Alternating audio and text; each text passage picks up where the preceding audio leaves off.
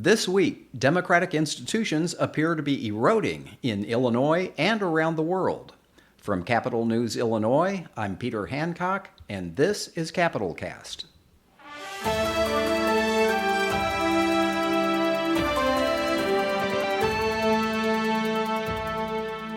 Hello, and welcome to Capitol Cast, a regular podcast of Capitol News, Illinois.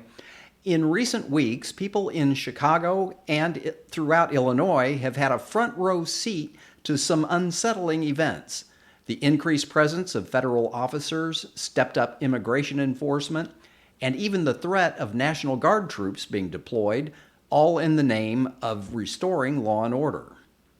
So far, the judicial and legislative branches have both been slow to step in and check the expansion of executive power.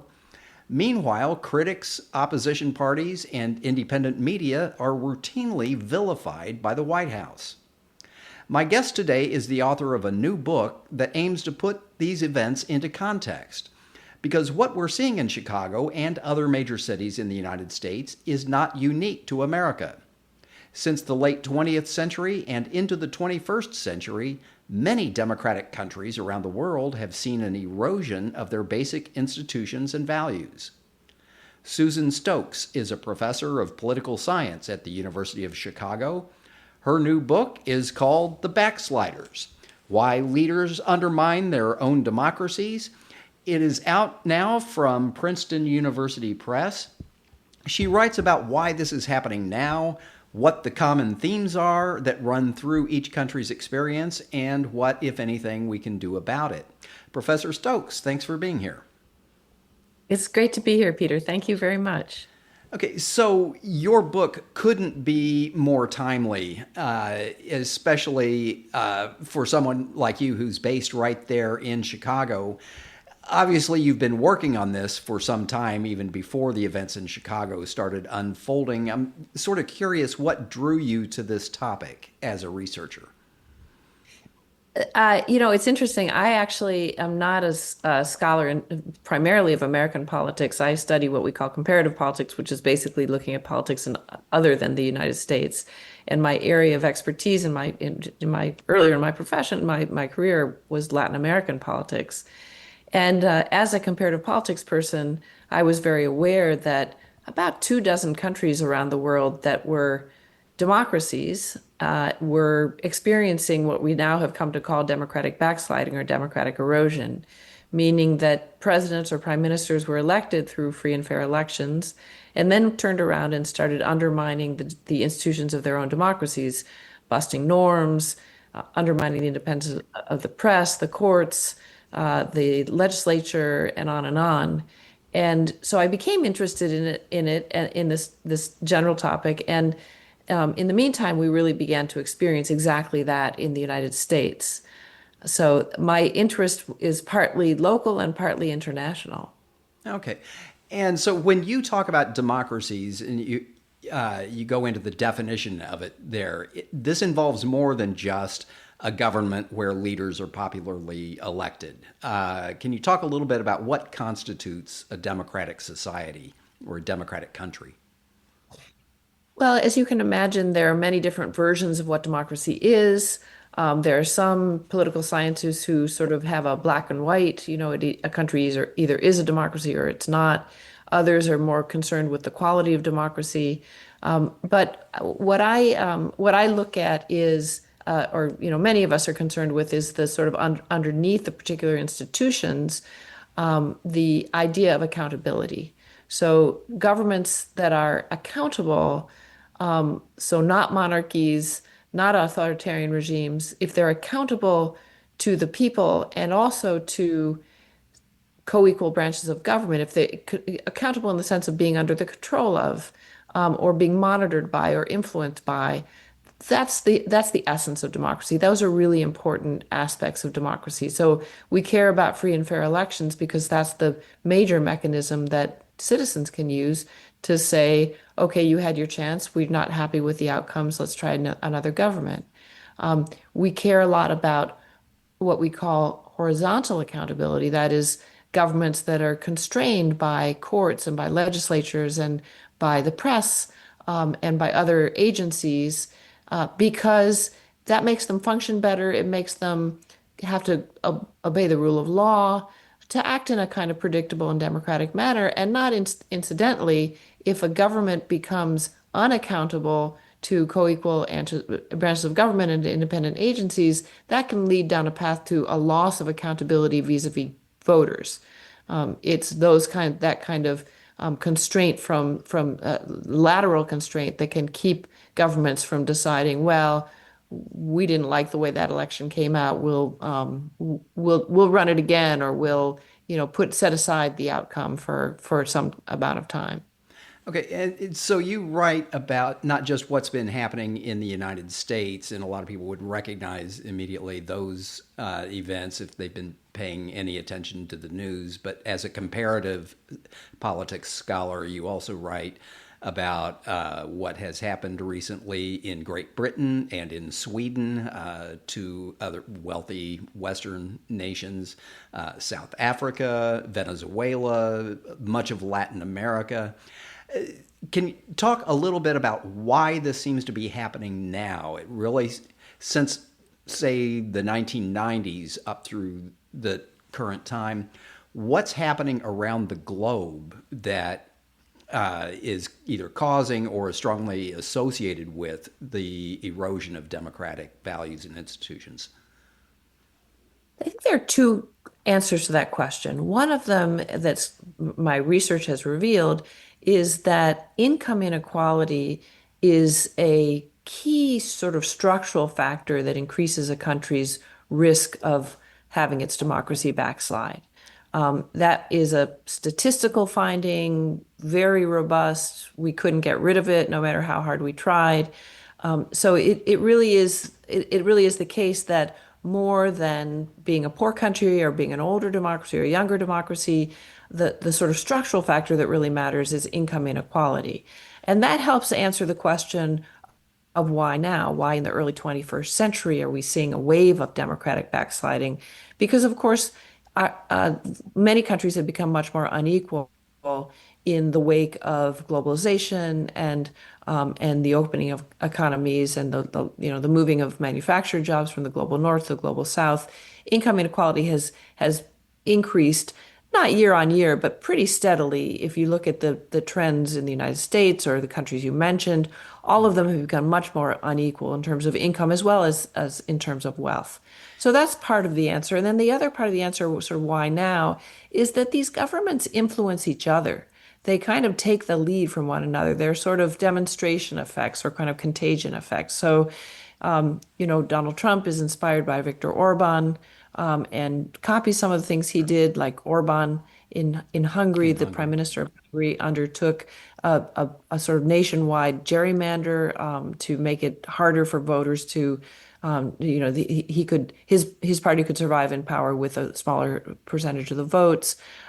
Donald Trump in turn was a great hero for Jair Bolsonaro in South America, and you see that's the case as well. So those are two factors, increasing income inequality in the latter decades of the 20th century, and then a kind of, almost a copycat effect as well. Well, and can you walk through how that works operationally? I mean, I know that you see statistical correlations between income inequality, and there's actually a measure for that. There's a common kind of statistical tool to measure that. But how do you get from income inequality to the erosion of democracy? No, it's a great question, and I spend quite a bit of time in the book trying to reconstruct the sort of connective tissue that takes you from rising income inequality to democratic erosion. And there are several things that income inequality does. One is that fairly obviously, it's a source of frustration for common people, for many people. It's a source of the feeling that they're being left behind in a country where there are a lot of people who are doing very well and they're doing badly, and their children will be doing badly. Um, Income inequality also tends to be related to associated with partisan polarization, and polarized countries are lend themselves to democratic backsliding, basically because leaders of very polarized electorates can take advantage of the fact that voters will say to themselves, "Well, I don't love him. I don't love the things he's doing, but better him than the other side that we're so scared of. Um, and then there's some other, it's easier to persuade people that institutions don't work on their behalf, that there's kind of elitist in a very unequal society. There are also, I think, things that happen to wealthy people in very unequal societies. They're more prone to view people at the bottom as sort of a separate species and to lose a sense of empathy with them. That's a theory that goes back, I think, to Aristotle and to some earlier 20th century democratic theorists as well. Okay, well, it's interesting you talk about how that started late 20th, early 21st century, because it was 20 years ago this year, in 2005, that New York Times columnist Thomas Friedman came out with his book, The World is Flat. And he was on all the talk show circuits. It was a best selling book. And he talked at that time about three major events that he saw coalescing together. There was this explosion of new technology through the internet and personal computing, cell phones, the whole tech explosion in the early 20th century. The fall of communism, which was still very much just right in the rearview mirror at that time, and also globalization, the new global free trade agreements like the North American Free Trade Agreement and others around the world like that. And he saw these things coalescing together and flattening out the world, making things equal, helping lift up the prospects of developing countries, evening things out, and that it presented new challenges for countries like the United States, but also new opportunities. Nobody was talking then about how globalization was going to contribute to the decline of democracy. Did Thomas Friedman get it wrong, or was he short-sighted, or did something else happen that nobody else anticipated at the time?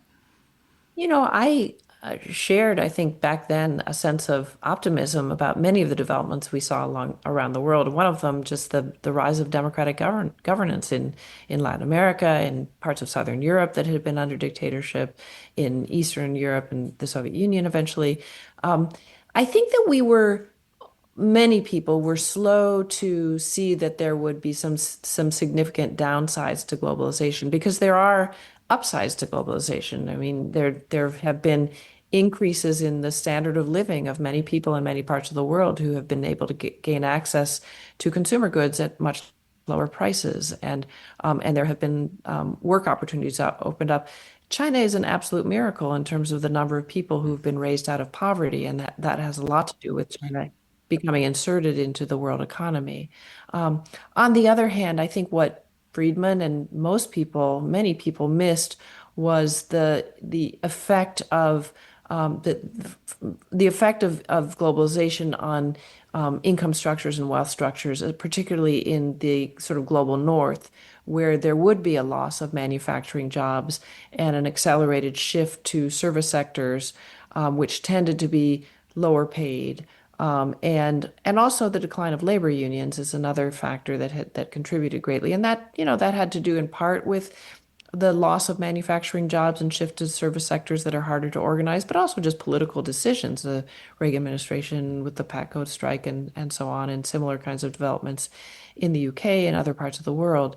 So I think that many people, I wouldn't put it on Friedman, I think many people saw upsides to globalization, which were quite real, and failed to see some of the downsides. The theory was that you lose certain manufacturing sectors of the economy, that there's going to be a deindustrialization, but you have worker retraining and you sort of redeploy people into other more productive sectors of the economy, and their incomes won't suffer. And it turns out that that may happen. It doesn't happen spontaneously on its own, and it also leaves a lot of people behind. It's not that easy to retrain.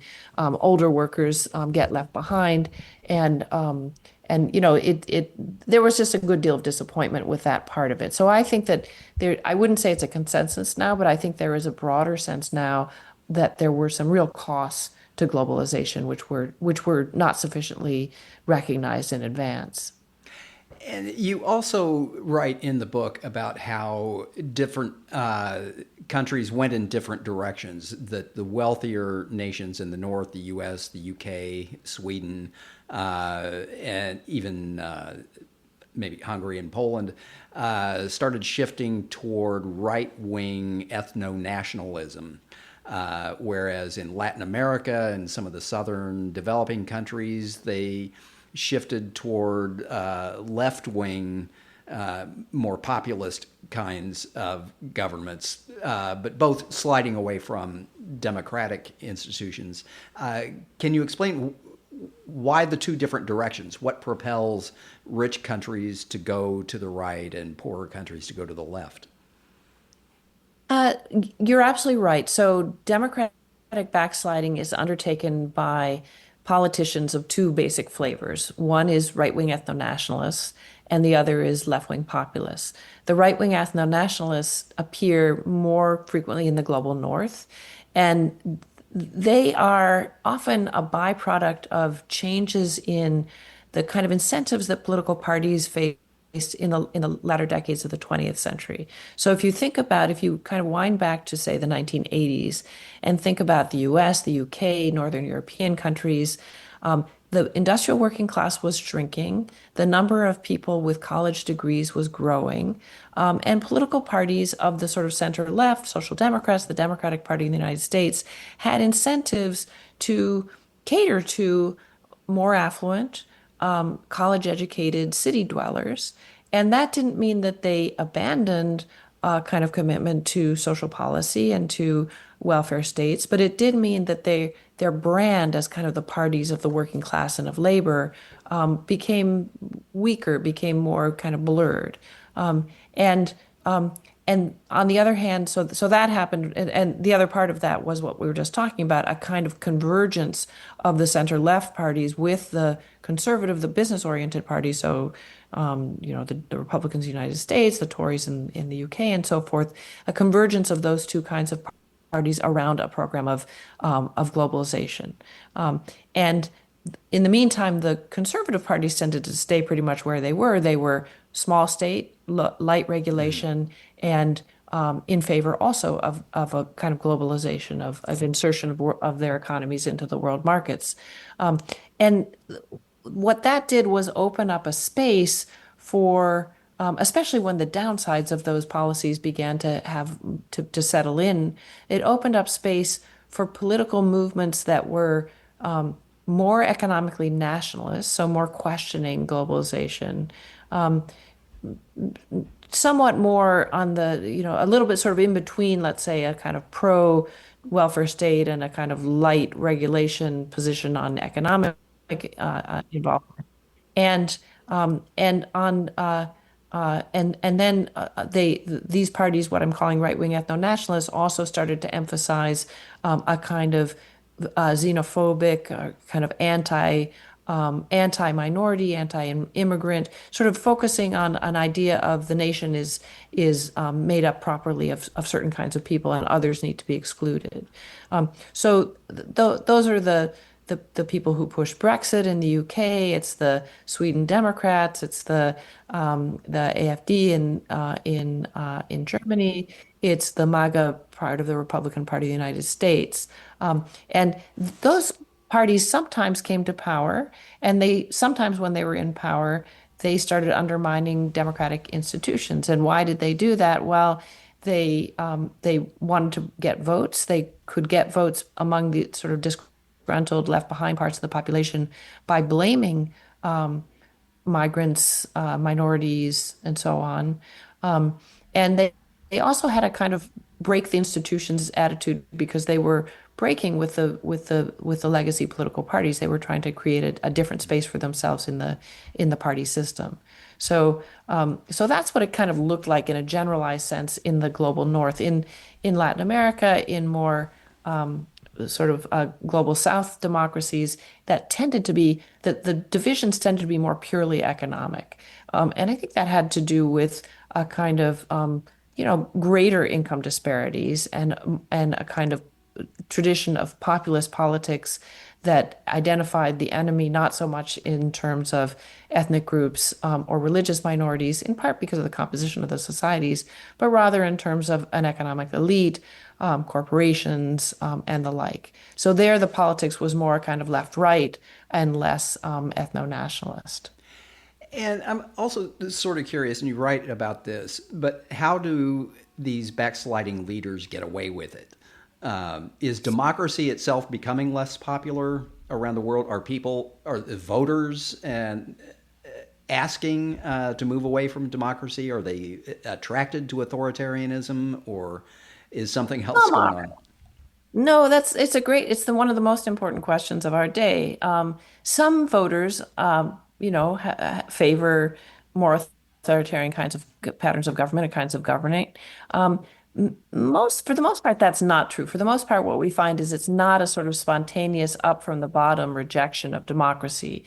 If there's a questioning of democratic institutions, it's more oriented towards specific institutions, the courts, the election administration, the press, and so forth. And that tends to be fostered by political leaders, by these kinds of political leaders, the right-wing ethno-nationalist leaders, the left-wing populist ones who are ambitious for power, understand that these messages can have a strong echo, and that if they undermine confidence in institutions, that's a route toward not, keeping the courts from getting in the way of their plans, keeping election administrators from saying that there was no fraud when there actually was no fraud, and so on. So it isn't that there's a kind of global rejection, certainly not an up from the bottom global rejection of democracy. It's much more that people are frustrated. They're open to the argument that institutions are elitist and they're out to get them, and that the powerful leader is the person who's going to protect them from these sort of rapacious, corrupt institutions. Okay, and so to bring it all back home, what are we to do about this? What are people here in Illinois to do about this when they see ICE agents knocking on their neighbors' doors, or we haven't seen the National Guard yet, and it's possible that we won't. But what are we to do at an individual or a local level? So the sending the National Guard to DC, the threat to do so in Chicago, the actions in Los Angeles, many of those actions have appeared to ignore the rule of law and constitutional principles, and certainly in Los Angeles, we had a decision by a federal judge that they were in fact unlawful, and so that's part of a picture of governments that are willing to trample on really basic kind of institutions of democracy, such as the rule of law, such as respect for constitutional principles, and hope that they won't be stopped. So what do common people who, just citizens like you and me, what do we do? I think that the odd thing in the United States is that we have a kind of autocratizing or sort of semi-authoritarian, let's say, White House.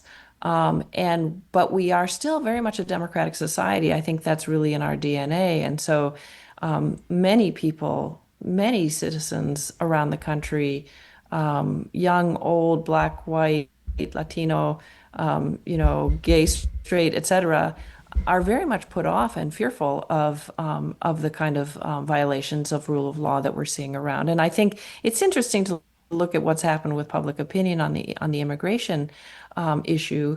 The Trump administration, they get pretty good poll numbers if you just ask people about the border. But if you ask them about the deportation policies, it's very unpopular because, people have, I think, a natural distaste for kind of really heavy-handed and sometimes violent actions by, masked people from the government who don't appear to be acting in a lawful manner. I think there's a whether you're left or right, there's a basic sort of don't tread on me, libertarianism that many, or pro-liberty, let's say, sentiment that a lot of Americans feel. And so you've seen, protests, and you've seen people trying to keep track and document with videos or whatever these actions, and all of that is very important. And I would also say maybe resisting polarization because polarization is a kind of a green light for would-be autocrats. So remembering that when you're, getting tired of your uncle, Fred, who seems to have, crazy ideas of things, remember that, maybe you're both Cubs fans and that, people have a lot more in common often than they have. One of the things that these kinds of politicians try to persuade us of is that all that matters is our party identities. And maybe our kind of racial or ethnic identities, and the other stuff doesn't matter, and all that stuff lines up, and that's just not true. It's not a fact. And so remembering that and reminding other people that we don't need to be polarized in that way is can be very helpful as well. All right. Susan Stokes from the University of Chicago. Her book is called Backsliders: Why Leaders Undermine Their Own Democracies. It's out from Princeton University Press. And that's all the time we have for this edition of Capital Cast. I want to thank our videographer, Andrew Campbell, for putting together the video portion of this podcast. It's available on our YouTube page. Capital Cast is a production of Capital News Illinois, a public affairs reporting project of the Illinois Press Foundation, with funding from the Robert R. McCormick Foundation. Until next time, on behalf of the entire Capital News Illinois team, this is Peter Hancock saying thank you for being here.